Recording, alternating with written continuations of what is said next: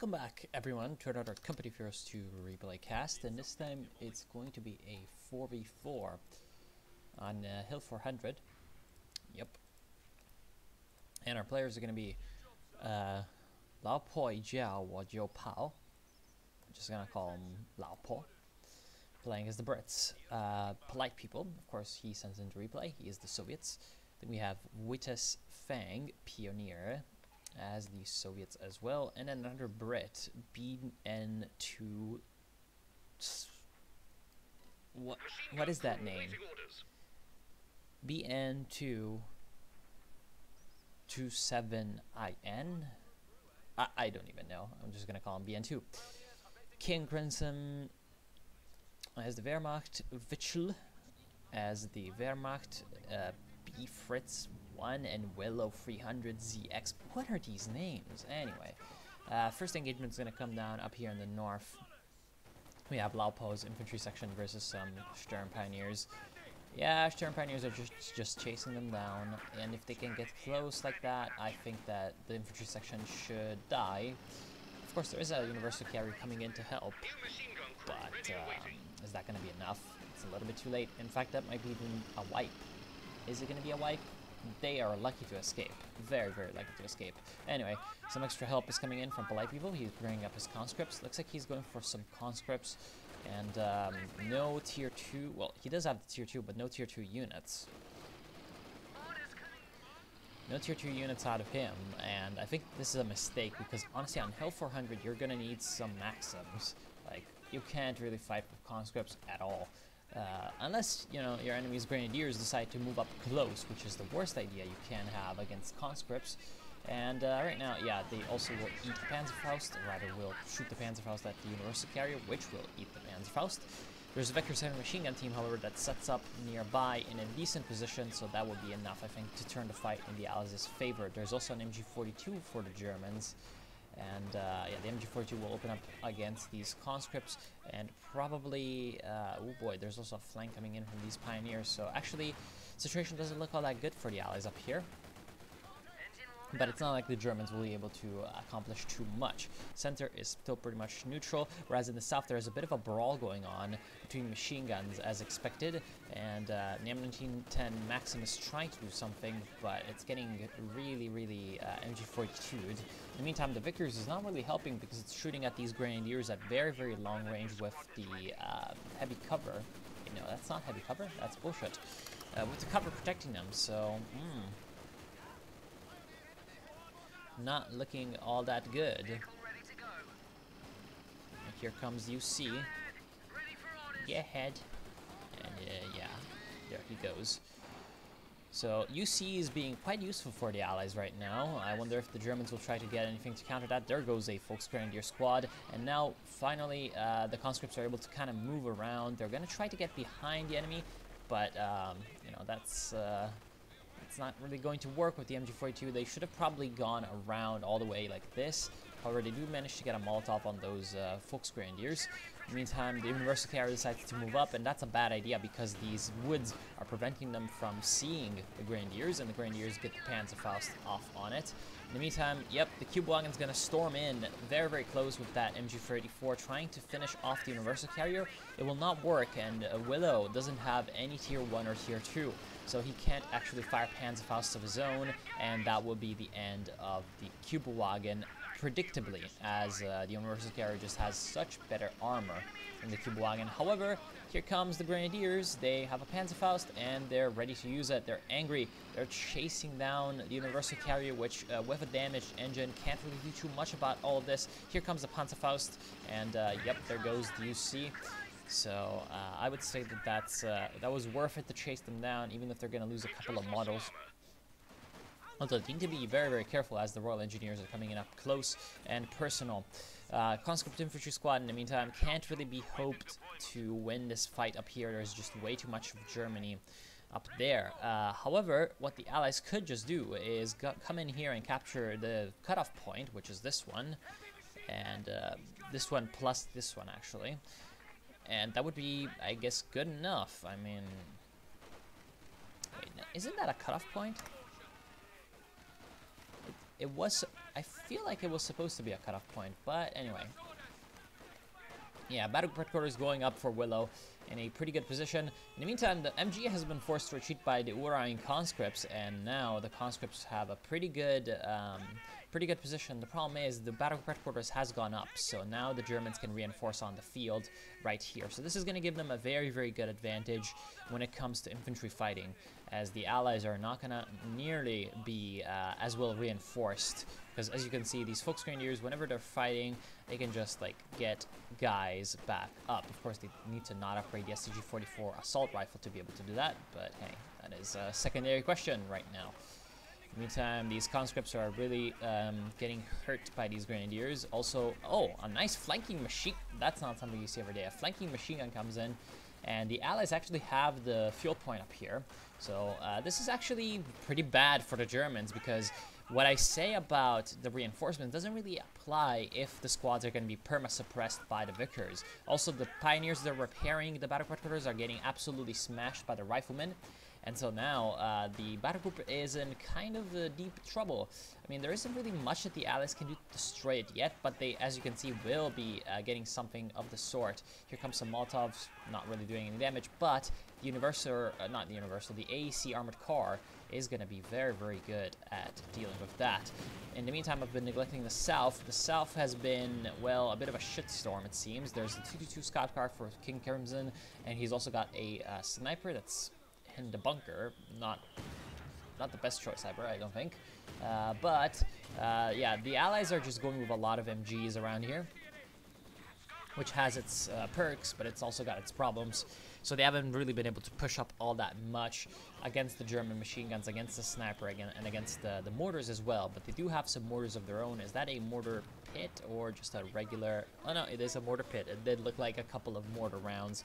More than usual. Shock troops are flanking around for Polite People. That is a good choice. He's going to get a nice smoke grenade, actually, to avoid the arc of fire of that machine gun. Very well done. And now the Riflemen plus the AEC are pushing up against the battle headquarters. The shock troops move up close and personal against the Grenadiers. I would just put myself behind that heavy cover just in case the smoke dissipates and the MG can fire. But there's actually way too many German riflemen in here for the Allies to deal with. And here comes the Allied way to forward reinforce, which is the Horsa glider. Not a bad choice, actually. Commandos being picked by Lao Po, and that is a pretty good decision. Here comes some commando grenades. They're going to force away those Grenadiers, and this is a pretty bad position. Is it untenable for the Germans? I'm not sure. I think that they can hold if they can use this machine gun well. But with the shock troops having that smoke grenade, yep, this is going to be pretty hard for him to deal with. Oh, that was a bad smoke grenade, I think. I think he should have just moved around here. But the AC also has smoke, so the AC could just move on in the front of the machine gun and pop smoke. And looks like the machine gun kind of knows that its days are numbered and has to run away. So now the Allies can destroy the battle headquarters. I think that the AEC is going to be able to do it before the Germans can muster up reinforcements and repair and reinforce what they have and come back around.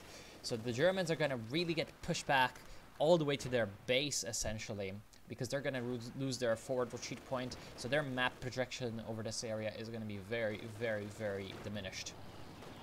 In the meantime, in the south, we have an reversal carry with the Wasp, not the Wasp, sorry, the Vickers K. And that's doing quite well. Looks like the Germans have lost a machine gun, and they haven't recruited. That was from the mortars, I believe. And there's also a Bofors on the field for the Allies over here. That is not the worst choice, considering that there are some light vehicles on the field for King Crimson. So I guess the Bofors is there to defend the cutoff point and provide some extra bits of protection for this area. The Allies really, however, need to get down here to this fuel point. Otherwise, they're just letting, well, not the Germans have it because it's cut off, but they're really letting an opportunity to get some good resources slip by them. So that's not the best. Here comes the Raketenwerfer, and they were able to destroy the battle group headquarters, so it doesn't... Well, I mean, it doesn't matter if the Germans can recapture this area, but really the big... oh, here comes the big hurrah. Really the big thing that the Germans had to protect has been destroyed, so that's kind of sad for them. Their main objective is gone, and these shock troops most likely getting wiped out by the amount of... Oh, will that be enough? Will they survive? Probably not. I mean, at least someone's gonna decide to fire on them. Nice rifle grenade. No, no, no! Don't move the conscripts back. No, you could have moved the conscripts forward, and they wouldn't have switched targets. See, I think that was a kind of a mistake because he moved the conscripts back. So polite people had his conscripts here, and they were taking fire from the Grenadiers. He moved them slightly back, and I think that put them out of range of the Grenadiers. So they fired on the shock troops. That is so sad. Oh well, shock troop squad going down. The Allies, however, are also regaining the south. So despite a few minor setbacks, they're doing quite well. So though the south is being... Like, the players in the south are just way too defensive, in my opinion. As you can see, they're getting flanked a few times by these Grenadiers. They're not really caring about the top of the hill, so that is decreasing their VP share by quite a lot, actually. 304 VPs left for the Allies. That means that the double cap, maybe even a couple of minutes of triple cap have been going for a while. And the south is not really being attacked. Okay, finally we have the British player coming in for the fuel point, and they should also be coming in for the VP, in my opinion. In my opinion, at least. So this is really diminishing what they could be doing. Here comes for the Motherland by polite people. So counterattack tactics is picked, and right, so now the Axis also know that it's counterattack tactics because they knew about the shock troops, but they might have just thought that it was shock army or something like that. Anyway, like, finally the Allies have been able to capture these southern points. They need to, however, just send one unit up here and capture this VP. That's going to be the triple cap. And, oh, that was a bad move by that Maxim, just handing over a Maxim to the Axis. Here comes a Schwer Panzer quarters, so German's getting up to tier 4. B Fritz has tier 3, might get a P4 or something like that soon. Oh no, Stug! My goodness, what is it with these Stugs? Witchell is going for a Stug. Crimson is spamming Opel Blitzes, that's hilarious. See, oh, okay, but he's also gone for fuel caches. See, I was about to say, it's usually better to get fuel caches before you get Opel Blitzes because they're the same. Well, actually, the Opel Blitzes are now a little bit cheaper. But still, they're similar costs, whereas the Opel Blitz only gives resources to you, though the fuel cache gives it to everyone in the team. So that is usually a little bit better to go for that one first, but he did. He's actually spending a lot on resources. He has gotten 2 caches, so that's 500 manpower plus 600 manpower of Opel Blitzes. So that's 1,100 manpower spent on resource collection. That is kind of allowing the Germans to kind of keep up with the Allies in terms of resources. Not really keep up, but mostly keep up in terms of resources with the Allies, despite the fact that the Allies have basically fairly solid map control. Like, the Allies are really, really far ahead. The Allies, in terms of their teching, we do have the tier 3 and the T-70 for Wittelsfang. B-27 has company command post, but he's mostly been spending his fuel on Bofors guns. Up here we have polite people with a tier 4, so he might want to go for Katyusha. And Lao Paul right now doesn't even have tier 3, so a little bit of I think, despite the fact that the Allies really are far ahead when it comes to the resources, they're behind when it comes to the teching. And I think that you can see this by looking at the fuel counts that are in the Allies. Like, they just generally have more fuel in the bank, and they're not using it. So once they use it, they're going to be once again in the lead. But right now the Germans have kind of an ascending moment, at least up north. They're really able to push in quite aggressively, actually, and they're going for that mortar with the Stug, but that's, yeah, the Stug, man. There goes the glider, and hilarious, you know, ragdolls and all that. But, yeah, the mortar goes down, massive amount of Grenadiers moving up, 4 squads, and with their G43s, they're really having a lot of firepower, and they force back the Allies. That's pretty good. Here comes a assault. I wonder what he's trying to do. Well, it did definitely provide a lot of reconnaissance for our good Allied players. And Wittesfang is using that to capture the center VP. Of course, he's going to be met by some grenadiers.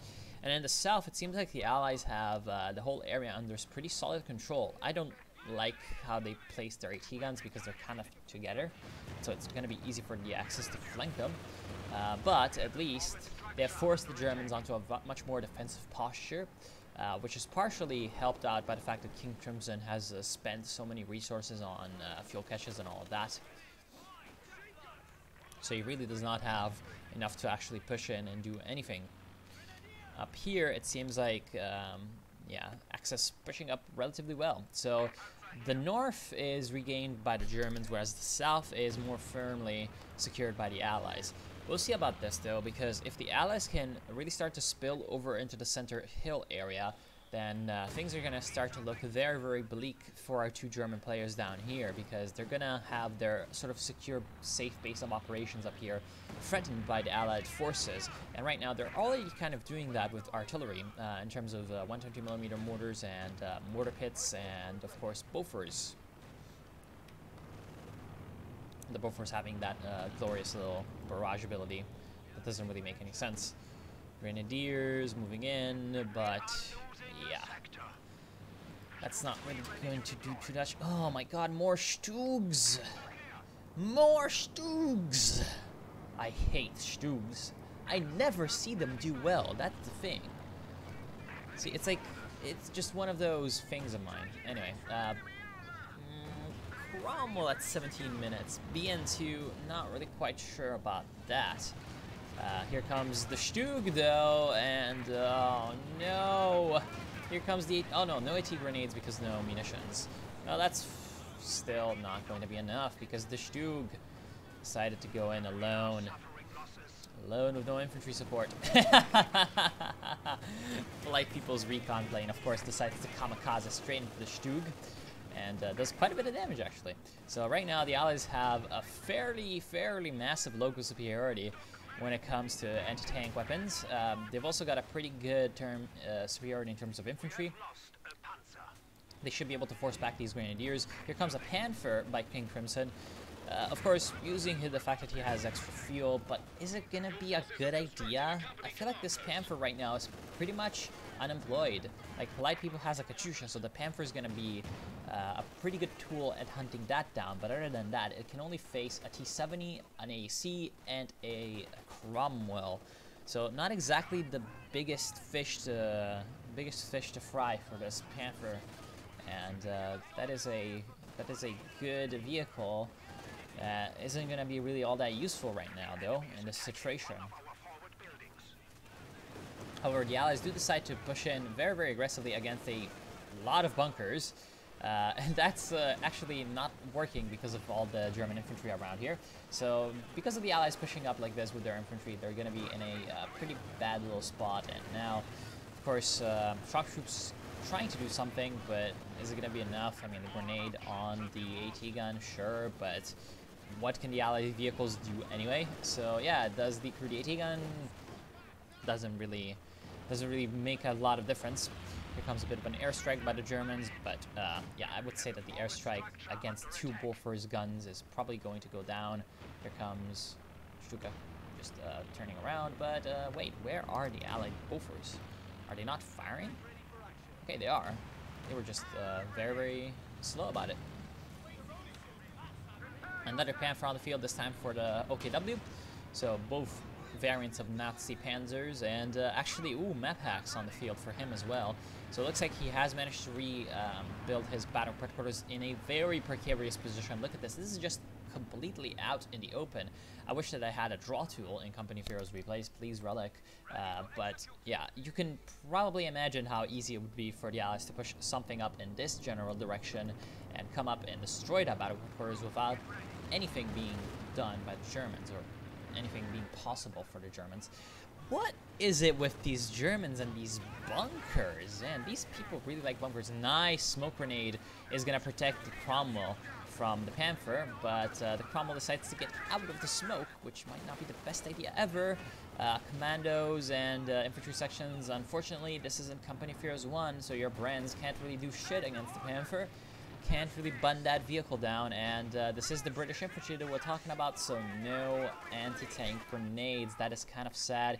Here comes the conscripts, but they don't have any munitions to throw grenades. That is pretty sad. Here comes the AC. What is the AC gonna do? Probably nothing, because it can't penetrate the Panther, so even the target tread is probably not gonna do too much, except like maybe, I don't know, stun it for a little.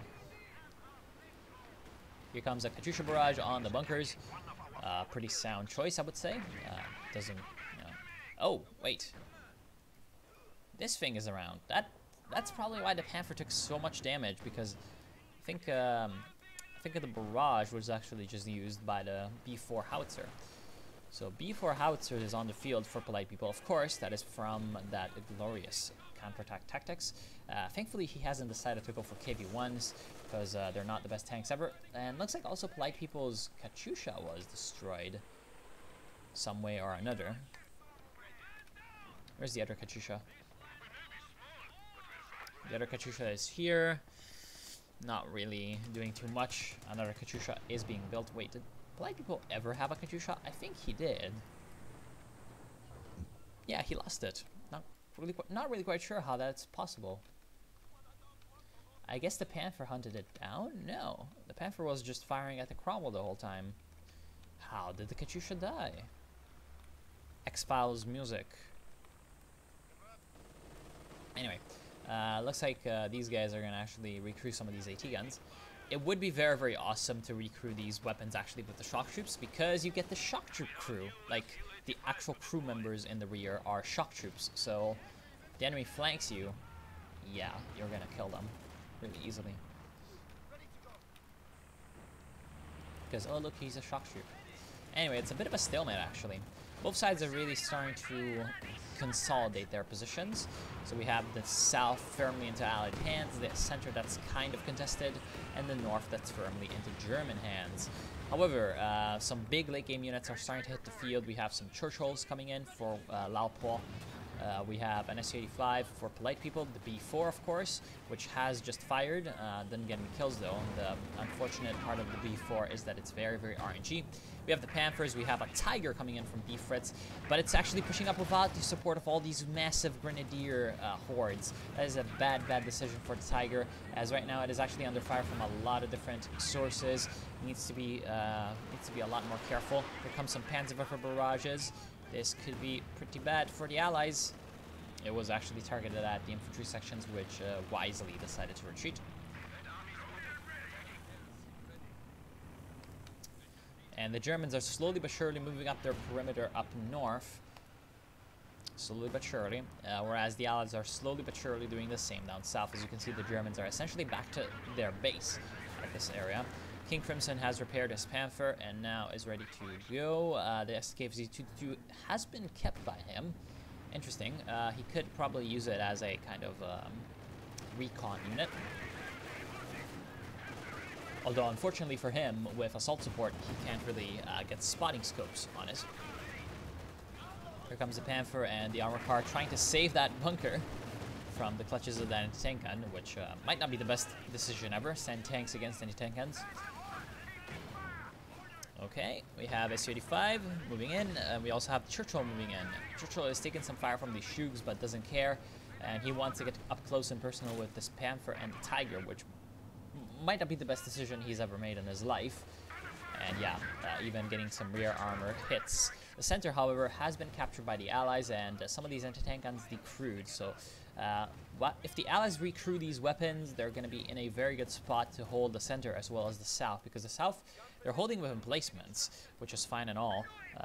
But the center, they're going to need to hold with something a little bit more substantial. Here comes a Centaur by B-27. No, it's way too late. Like, Centaur's just gonna get killed by a Panther or something. Yeah, as you can see, the Panther already is like, yeah, I'm coming in. But the Panther needs to be a little bit afraid of whatever is around here, you know, these Bofors and all that. So he needs to be afraid.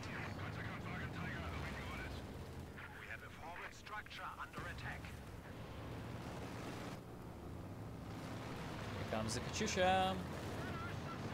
Barrage successful. It is firing on the repairing squad. Actually destroys a Opel Blitz as well, which is kind of funny. and doesn't hit any of those Pioneers, which is incredibly lucky for the Pioneers, because they probably should have been killed.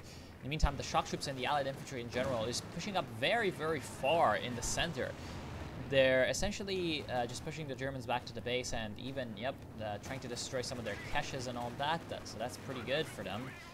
Looks like the Centaur has been forced away, as expected. And the infantry really up here is just missing ways to defeat these tanks. Which, I mean, to be honest, not pushing up any anti-tank guns might be viewed as a mistake over here, but I don't think so, because if you push up anti-tank guns so far up to the enemy base, there's so many things that can go wrong. And then if things go wrong, your anti-tank guns are just so conveniently close to the enemy base. So honestly, pushing up with infantry and doing some damage to these resource collection structures and all that might not be the worst idea ever, as long as you don't lose too much doing that. And right now the shock troops need to run away for exactly that purpose. Back to the Allied defenses up here. Come on, take this Maxim machine gun. It's a very, very good thing. And as you can see, he pushed up the anti-tank gun. Veteran C2 even, so that is a good anti-tank gun crew as well, and he lost it. Will the Axis be able to capture it? Not sure, because there's a nasty Churchill, and the Churchills are very, very good at dealing with infantry. But here comes a big fight, and this fight is actually going to be in favor of the Germans because of how close they are to the base. Because they're moving in all their units fresh off, and they're only kind of the Allies are only kind of saved by the fact that polite people came in and flanked with a For the Motherland shock troop, forcing away all of these grenadiers. That was actually like 6 grenadier squads. So now the Allied infantry can protect the Allied vehicles a little bit better. Here comes the Panzer. There's also another flank coming in from a Panther. And is there anything that can really stop this thing? No. The Panther might want to go ahead and try to rush for these Katyusha, but no, he's not doing that. He's moving down and trying to flank these British vehicles. He can probably kill the Centaur AA tank because there's absolutely nothing that can anti-tank grenade it right now. But there is an anti-tank gun. The Centaur is decrewed. And right now, actually, this might be pretty bad. Here comes the AEC, which is still alive. Is it going to try to target Shred? No. In the meantime, the Stug is doing quite well against the Churchill. The Churchill actually decides to pop smoke instead of trying to fire a few last shots of revenge against the Panther to try to finish it off. The Stug is killed by an anti-tank gun up here, so that is a very good fight for the Allies. They don't lose the Centaur. I mean, they might still lose it, but they send the Panther packing back home, and they destroy a Stug. They keep their Churchill, and right now, here they come with the Katyusha. Very, very close to the front line. This could be pretty bad. It could be very, very good as well, though. Another Stug goes down. Where are they firing, though? Are they firing into the base? Yes, they are. Interesting choice when you had grenadiers out in the open out here that you could have tried to fire on. However, one of the Katyusha goes down, and the Panther now smells blood and sees the second one. He's just determinedly just chasing him down. There's absolutely nothing that the Allies can do to stop him. Here comes the precise shot from the 75mm gun, destroying him and sending that Katyusha just spiraling out of control in a ball of flame. Now the Panther is trying to escape, sees the Centaur has been recrewed, and can finish him off as well with the vengeance of the Leopard ready to strike. So that was a very, very, very good play by that Panther. That is going to get net him at least, maybe not an Iron Cross, but it's going to give him a medal or something. And right now the Churchill is alone with not much else around here. Not many other targets for the Axis and tank guns to shoot at. So the Churchill is pretty much forced to retreat, pops that smoke, and runs away. In the meantime, however, the Allied infantry forces are being decimated by the Grenadiers, which are back around. It seems like the howitzer over here, oh, there's actually a 152mm howitzer, which is doing quite well. The B4, I haven't really been able to see it shoot all that much, but it looks like it did some damage up here with 4 kills and almost veteran 1. Honestly, the B4 could try to counter battery this Panzer 42. Oh boy. So how is the situation in terms of infantry? Well, still pretty good for Lao Po. Polite People still has a few, so that's good for him. Wittes Fang, pretty depleted, but still has some troops as well. BN2, pretty healthy actually. So the Allies, in terms of infantry, they're doing quite well. Whereas the Germans, well, of course, we have the Grenadier Blob by B. Fritz, who unfortunately is still separating his Tiger from his Grenadier Blob, which is a very bad decision. These two supporting each other would be a lot better. Willow doesn't have any infantry left. And where is this guy? This guy, Witcher, doesn't also have any infantry left. King Crimson, he's got some left. Not that healthy in terms of quality, but he does have something. So the Allies are actually ahead when it comes to infantry, and they're definitely ahead when it comes to the support weapons and emplacements part of the game. So it's only in terms of armor that the Germans are doing well. And that's going to have to change soon. Otherwise, as you can see, the Allies have been able to recover when it comes to the VP gain. 220 to 225, whereas earlier on it was like 500 to 225. That's pretty bad. Free Panthers, however, for King Crimson. Here comes the Shuka Colossaire support on pretty much nothing. I would have saved it until when I had, visual of these two. Here comes the B4 howitzer shot. Is it going to be on the Panthers? Yep, it was actually a direct fire attack, destroying a Panther. One other Panther had been destroyed, it looks like, by the anti-tank gun, and the Spigot probably as well. So the Panther is absolutely being crushed with sheer force of high explosive shells, both with the Spigot, which is not really a shell actually, it's more like just a charge. So just sheer amounts of explosives being used to demolish the Panthers, absolutely spalling the armor and crushing it under the force of that. So Allied explosions working in their favor. And King Crimson right now is really going to feel the burn of that. However, because of the fact that he was the one with all those fuel collecting, he was kind of like the fuel Jew. He was just collecting and collecting, and he's basically in a position to just replace his tanks. I mean, not both of them, but at least one of them. So he's not in a bad way. He's not in the worst way ever. No, barrage. Damn. Looks like the B4 was able to destroy that Panzerwerfer. So the B4 for once being actually very useful. I usually just see it miss a lot. And here comes the death of the Brumbear. The Germans continuing to send in their vehicles and units piecemeal. The Panther up here goes in randomly. The Tiger decides to go in kind of randomly as well without the infantry support. In the meantime, however, we do have two German artillery pieces being built by Willow. That is a very, very good choice to try to counteract these Allied artillery pieces, especially considering how closely together they are. And right now, if they can at least kill the veteran crews, they're going to really kind of deplete the effectiveness, reduce the effectiveness of these pieces, because, oh damn, yet another kill looks like by, yep, it killed the Ostwind. Damn, that was very, very good. So, if you kill the veterans on these things, they're gonna be a lot less effective.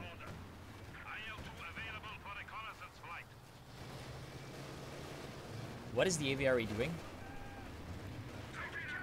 What is the AVRE doing? Definitely a little bit too far ahead for himself. He's gonna get Panzerfausted now. What is he doing? Oh, he's gonna lose the AVRE as the second Panther is out. Oh boy.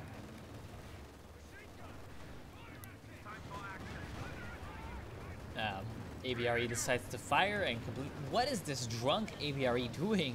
But the Germans are also somehow drunker, which, well, it's good for it, because they somehow managed to not kill the AVRE. Anyway, the Allies are now moving up their AT line and forcing back the Germans all the way back to the base. So yet again, no infantry support once again for the German armor pushes, and what the fuck is this? Free Stugs, come on! Come on, Germans, you can do better. Two Churchills moving in for La Paul. That is an interesting choice, and there goes a Panther.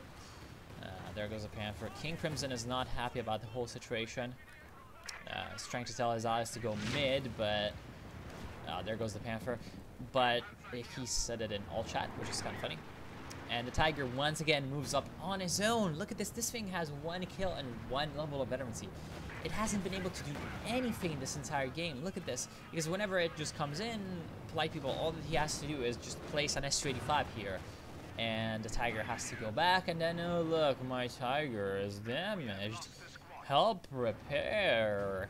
The Tiger is so underpowered in this game. It's like, get infantry support for this thing, but finally the allies are gonna put an end to its misery, I think. They're moving up with some extra... No, why? You could have killed the Tiger. You could have killed the Tiger, man. Why are you not pushing in? I think that's a mistake by Laopor. He should have pushed in with his Churchills, providing essentially a soak, a shield, cover. Oh boy, that's an M6 mine that the S-35 is standing on.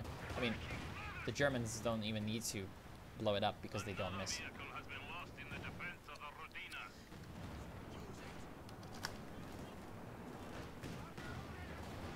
And yeah, the Stugs are still kind of derping. Still kind of being derps. Here comes the artillery from the Germans.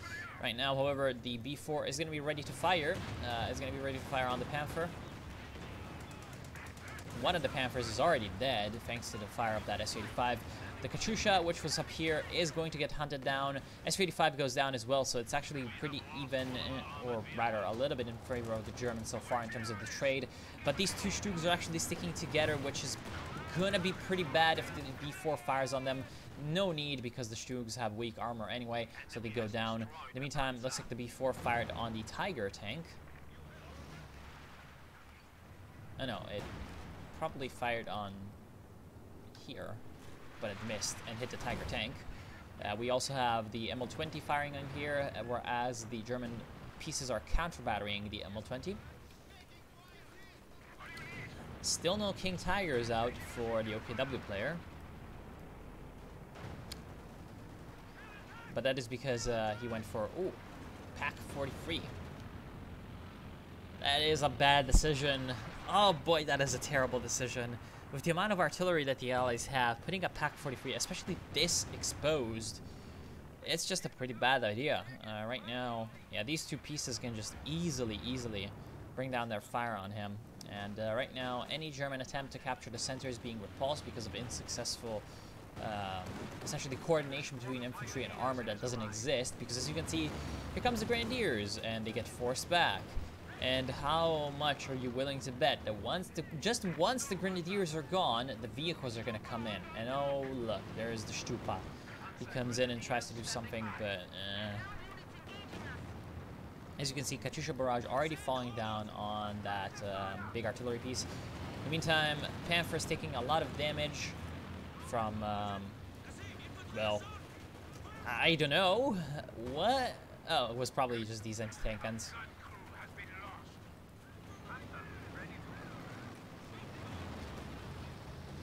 That's going to be a wipe. Oh, close.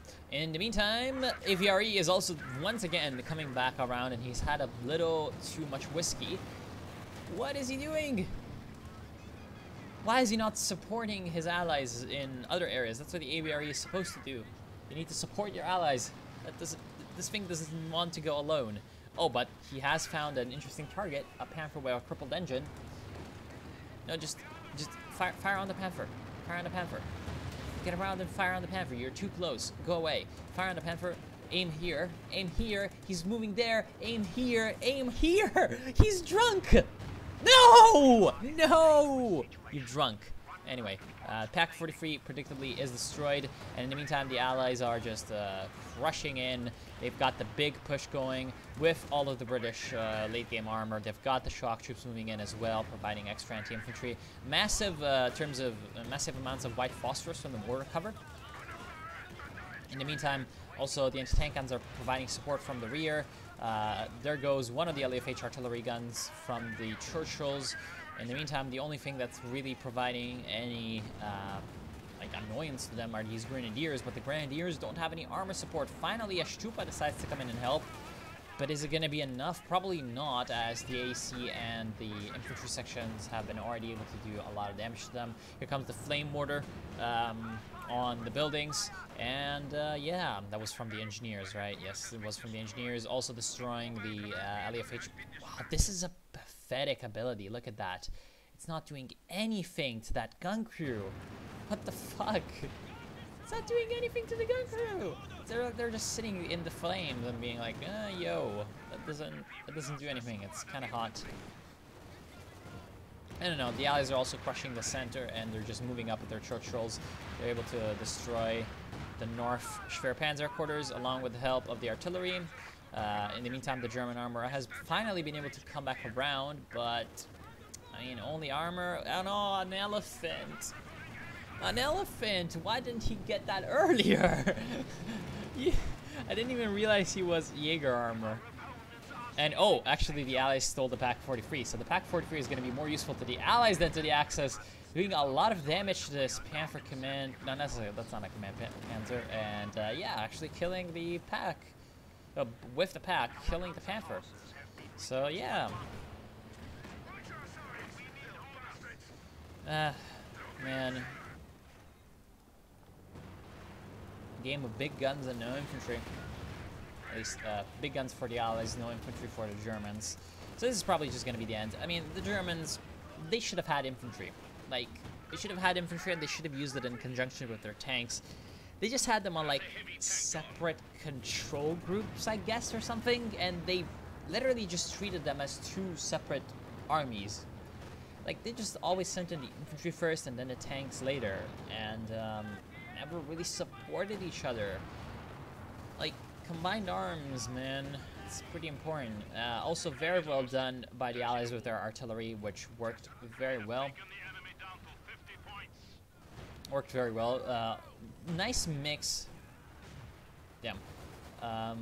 There was a nice mix, I guess, of gun artillery and rocket artillery, because they had the Katyusha and they were using them to try to deal with the blobs of Grenadiers and all of that.